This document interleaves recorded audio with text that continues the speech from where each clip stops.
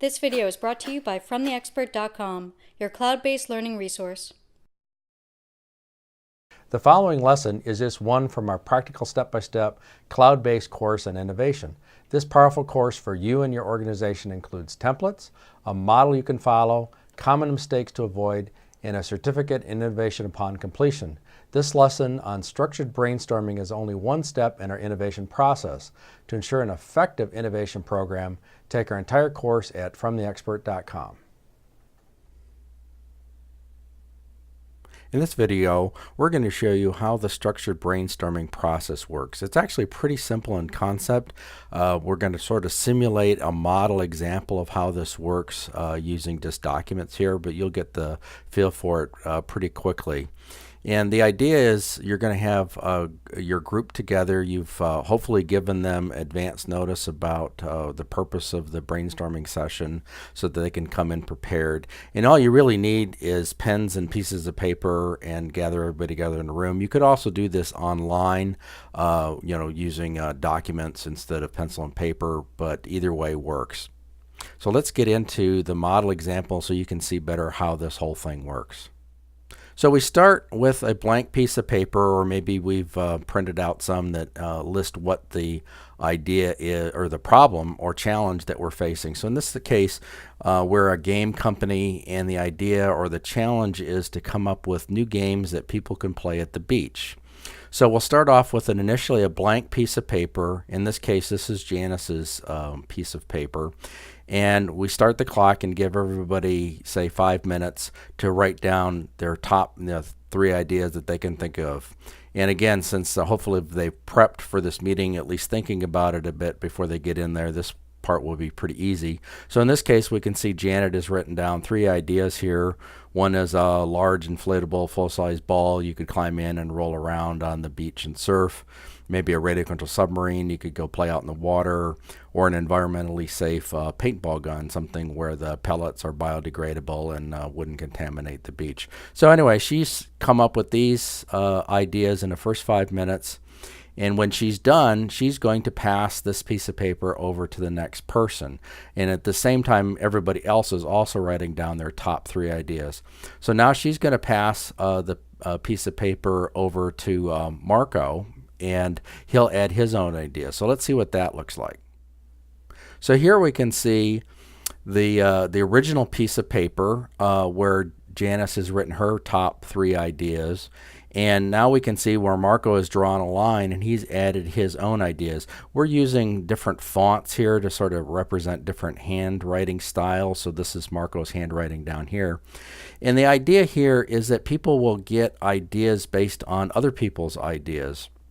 So in this case, he might have seen the radio-controlled submarine and thought, hey, that's a cool idea. What if we made it more powerful so it's powerful enough to pull you around on a paddleboard? And he is maybe inspired by the large ball idea and said, well, maybe instead of climbing inside, we just make it like a large beach ball, almost the size of a human that people could kick around. And here he's added his own idea, maybe something he hadn't thought of. Because remember, Marco has already written on his starting piece of paper his first 3 ideas.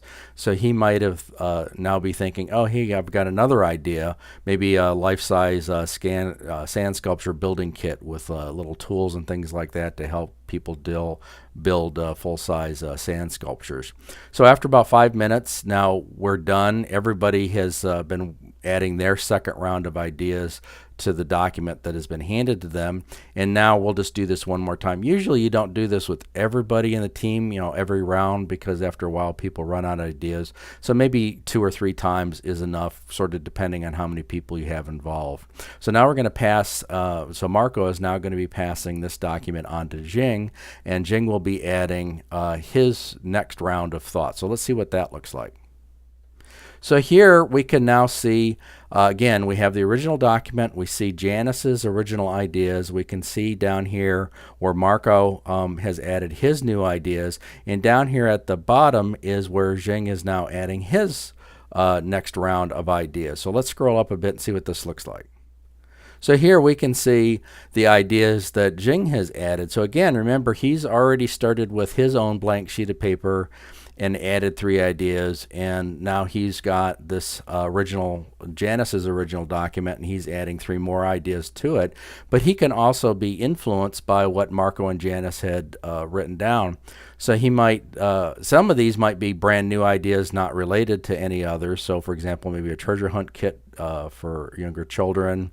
Or here's another new one that doesn't really derive from any of the previous ideas. A kite with a mechanism to drop a marker onto a target area, and the closest to the target is a winner. Sounds like kind of a fun thing to me. And then maybe down here, this last one, well, he's carrying on this radio control idea, but he's thinking, well, instead of just a submarine, let's do an amphibious vehicle, something you drive around in the sand and in the water. So we're now done with the process. We've gone through 3 rounds of the idea generation.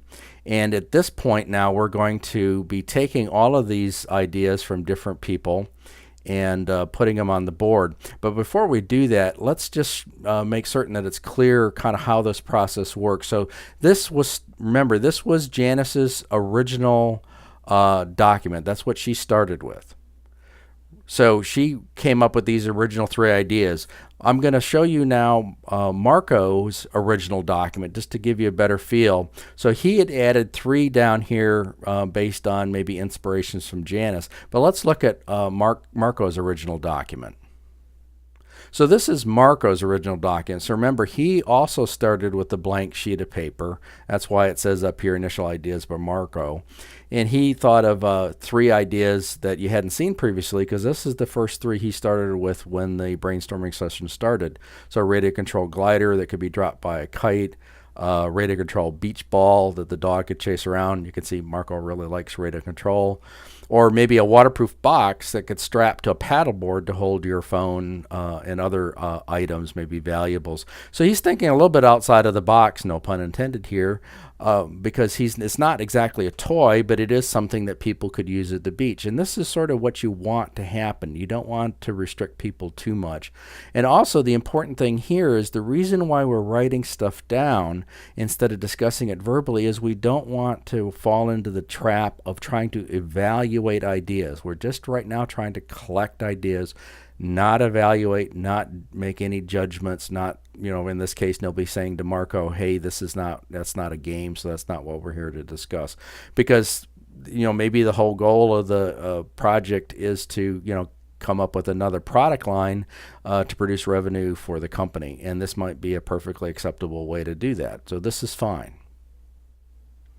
So once you've gone through the couple of rounds of people writing down ideas and passing on to the next person and then writing down another set of ideas, then you're going to start collecting all of those ideas together into one long list. So here we've taken all of the ideas. So we're mainly looking at Janice's list because that was what we kind of emphasized here. So we had her going through a couple of rounds with Marco and Jing adding ideas to it. And then I also down here towards the bottom, I added in Marco's idea as well. We didn't show the whole round robin process because that would take too long. But you can see here that we have a full set of all of the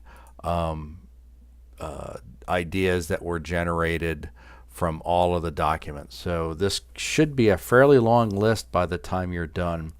And at this point, you're now ready to move on to the next step in the innovation process, which is filtering all of these ideas. But for the brainstorming session at this point, you're done.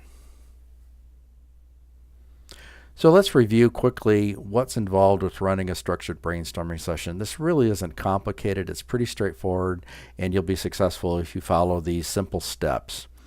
First thing you want to do is determine who will participate. You need to think very carefully about this.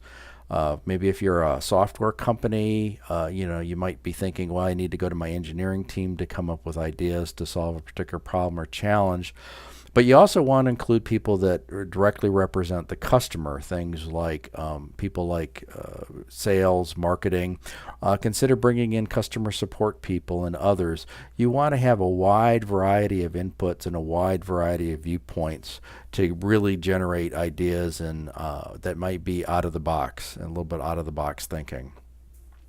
You need to send out advance notice. You need to have time for people to prepare. They need to know in advance what is the challenge that they'll be looking at and so that they can come in prepared. You need to emphasize that the team is expected to bring in some initial ideas to the brainstorming session, and that when they walk in the door, they should have many ideas, at least 3 to get started with. You want to have the basics. You want to bring materials in, pen, paper. This is a simple process. Don't overcomplicate it, but you want to be prepared. So again, to emphasize how the process works. So in step 1, everybody is writing down the first 3 ideas that they can think of in the first 5 minutes. So you want to keep it short. You're not evaluating idea. This is why we're writing things down. Really, nobody is talking or saying much at this point. And you want to get them down pretty quickly so that people don't dwell on it. You sort of want the first thing that comes to mind. Then they're going to pass their paper on to the next person, and that person will then write down 3 new ideas. So this is important. This is 3 new ideas, not the first 3 ideas they started with. So by this time, people have now written down 6 ideas, not just the first 3. So that's important to remember.